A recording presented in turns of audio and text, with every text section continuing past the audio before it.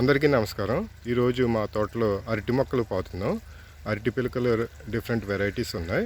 So మీరు చూడొచ్చు. ఇప్పుడు ఇది ఎర్ర చక్కెరకళి, ఇది బాగా ఎర్రగా ఉంటుంది. మీరు చూడొచ్చు, ఇది ఎరుపు కలరు. సో ఇది ఎర్ర చక్కెరకళి ఇప్పుడు పాతున్నాం. అలాగే మా దగ్గర డిఫరెంట్ వెరైటీస్ ఉన్నాయి.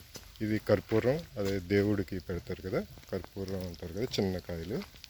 ఇది అమృతపాణి, అలాగే చక్కెరకెళ్ళి కూడా ఉన్నాయి. సో ఇవన్నీ ఫ్రూట్స్ వెరైటీస్.